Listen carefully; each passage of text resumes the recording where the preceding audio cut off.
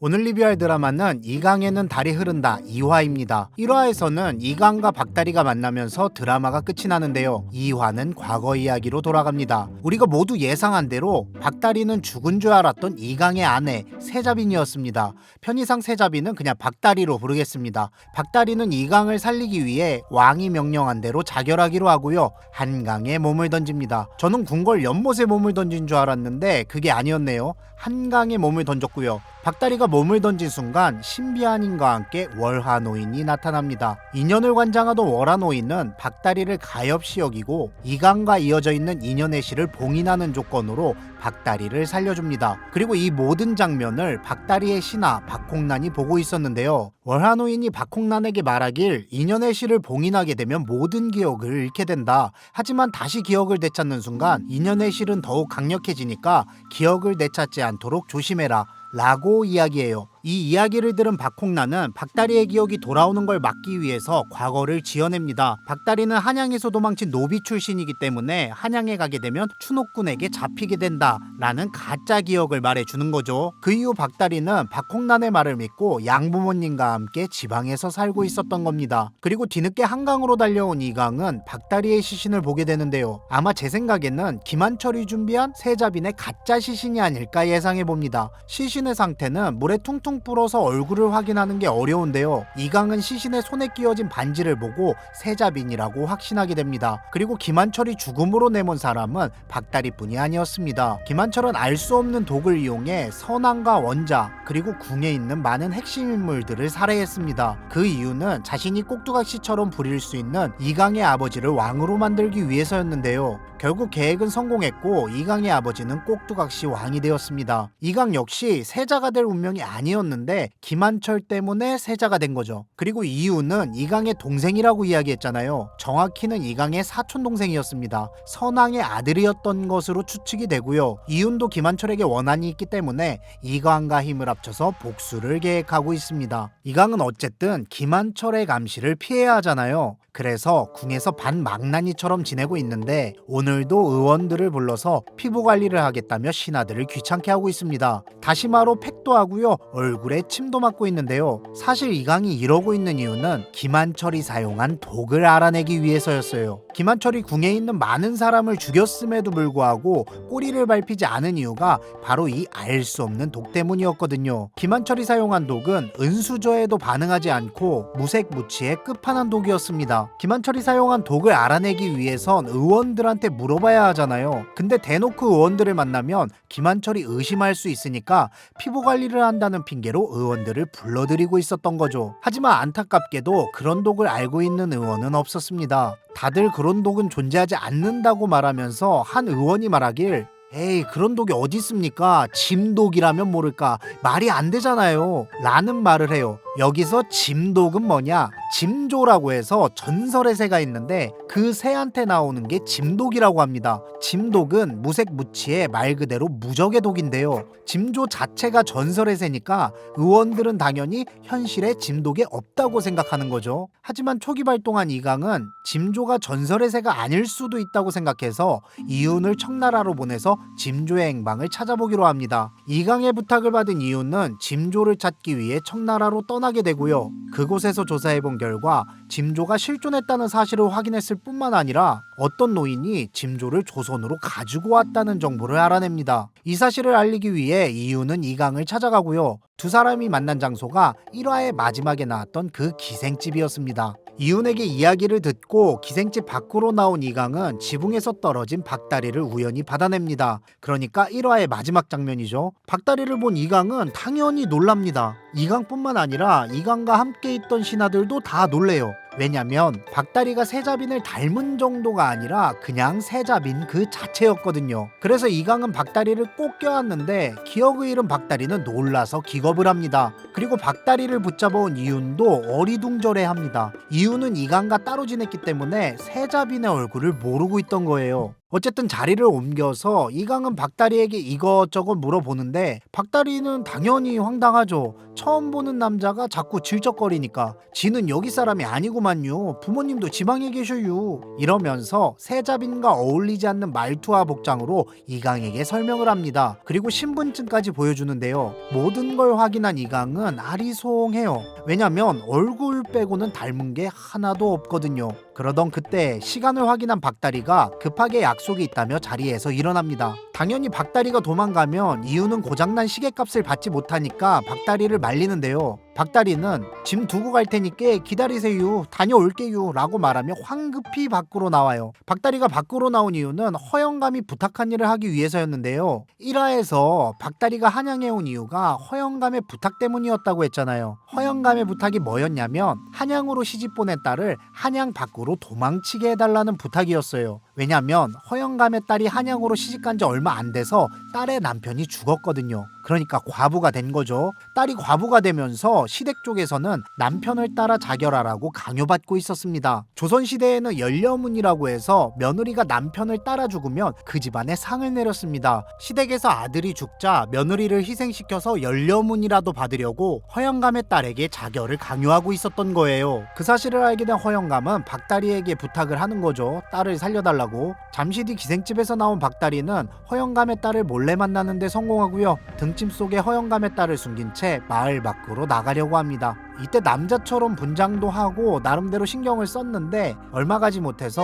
그 집안 머슴들에게 발각됩니다. 그렇게 위기에 빠진 순간 이윤 등장. 이윤은 멋있게 폼을 잡으면서 실은 내 싸움의 고수다 라고 말하며 부하들과 함께 머슴들을 막고요. 이윤의 도움으로 박다리는 도망칩니다. 그렇게 마을 성벽 앞까지 도착을 했는데 그곳에는 이강이 기다리고 있었습니다. 여기에서도 당연히 이강이 도와줄 거라고 생각을 했는데 이강은 박다리를 도와주지 않습니다. 오히려 박다리를 막은 다음에 따라온 머슴들한테 허영감의 딸을 넘겨버려요. 왜냐면 박다리가 세자빈이든 아니든 일단 똑같이 생겼잖아요. 근데 이대로 도망치면 박다리가 화를 입게 되니까 그렇게 되지 않도록 말린 거죠. 하지만 박다리는 엄청나게 화가 났고요. 나리가 저 집 시댁보다 더 나쁜 사람이구먼요 라고 하면서 이강을 비난합니다. 이 말을 들은 이강은 너는 춘향전 이야기도 모르느냐, 거기에서 변사또가 수청을 들라고 할 때 춘향이는 자결하려고 하지 않느냐, 뭐 대충 이런 말을 합니다. 그러니까 허영감의 딸이 자결하는 게 맞다 이런 얘기를 하는 거죠. 그러자 박다리가 대답하길 춘향이가 지킨 건 정절이 아닌 자기 자신입니다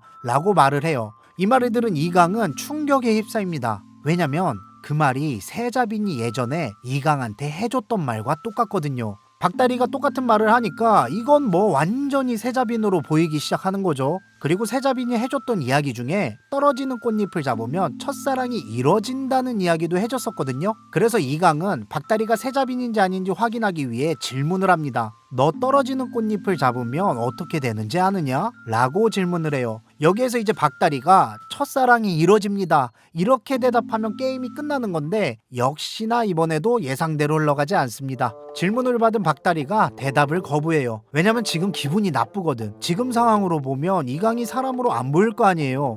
쥐가 나리한테 그걸 왜 말해줘야 한대요?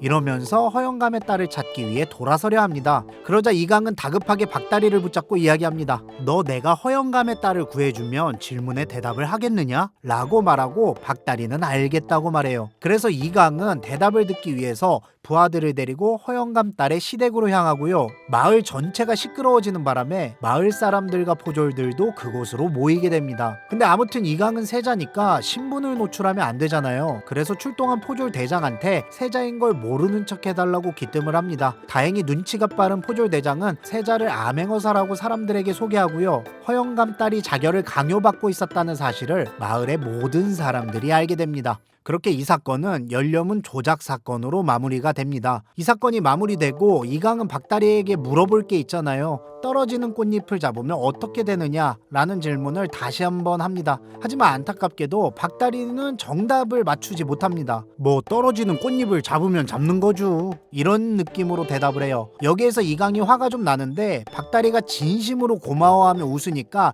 사르르 녹아요. 어쨌든 사랑했던 사람하고 얼굴이 똑같으니까 얼굴만 봐도 좋은 거죠. 그리고 박다리는 감사의 의미로 이강에게 국밥을 사주겠다고 하는데 그때 박다리의 부모님 부모님 등장. 여기에서 잠깐 배경 설명이 필요한데요. 박다리의 부모님은 친부모가 아니라 기억을 잃은 박다리를 돌봐준 양부모님이고요. 부모님의 이력도 좀 특이합니다. 아버지는 내관, 어머니는 상궁이었는데 둘이 눈이 맞아서 궁에서 도망쳐 나온 사람들이었습니다. 그러니까 넷이랑 궁녀랑 눈이 맞아서 도망을 친 거죠. 그리고 박다리를 돌봐주기는 했지만 박다리의 정확한 정체는 모르는 상태고요. 박다리가 한양에 가면 안 된다는 사실은 알고 있어서 박다리를 데려오기 위해 위험을 무릅쓰고 한양까지 온 겁니다. 박다리를 데려가려고. 어쨌든 부모님이 갑자기 한양에 나타나니까 박다리는 놀랄 수밖에 없잖아요. 그래서 국밥은 내일 먹어요 라고 말하며 황급히 이강을 돌려보냅니다. 그렇게 두 사람은 내일 점심에 국밥을 먹기로 약속하고 헤어지고요. 화면이 전환되면서 김한철의 모습을 보여줍니다.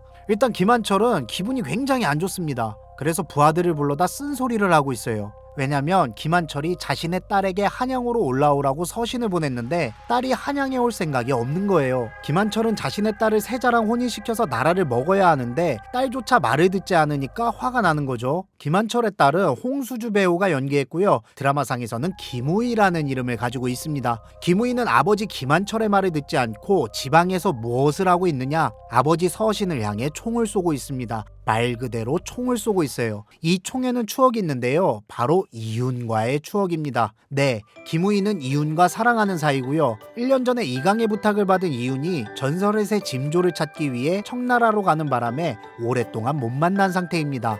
이강과 이윤 그리고 김우희가 반강제적으로 삼각관계 형태인 거죠. 그리고 다시 화면이 전환이 되면서 다음 날이 됩니다. 박다리는 이강과 점심에 국밥을 먹기로 했잖아요. 그래서 국밥을 먹으러 가고 있는데 일이 생깁니다. 허영감의 딸의 시댁이 어제 연료문 조작 사건으로 발각이 됐잖아요. 그러니까 개망신을 당한 거란 말이에요. 그래서 박다리에게 복수하기 위해 일을 꾸밉니다.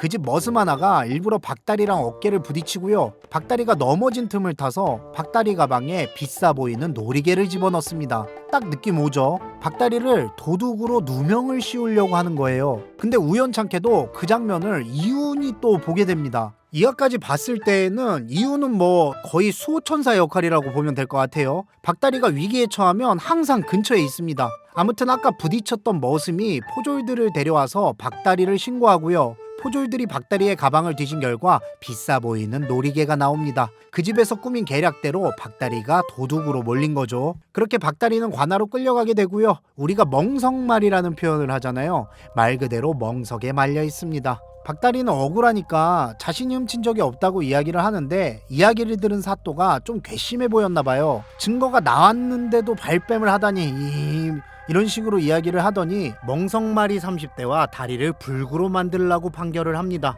판결이 굉장히 맵습니다. 그렇게 멍석말이를 하기 위해서 주변 사람들이 모여들고요. 멍석에 말려있는 박다리를 몽둥이로 후려치려던 순간 이강 등장. 이강이 등장해서 박다리를 보는데 박다리가 멍석에 말려있잖아요. 멍석에 말려있는 박다리의 모습이 예전에 멍석에 덮여있던 세자빈의 시신과 겹쳐 보입니다. 당연히 굉장히 열받았겠죠. 그래서 칼을 빼들고 자신을 막고 있던 끈을 자르고요. 박다리에게 손을 내밀면서 이강에는 달이 흐른다 2화가 마무리됩니다. 이강에는 달이 흐른다 2화 리뷰 끝.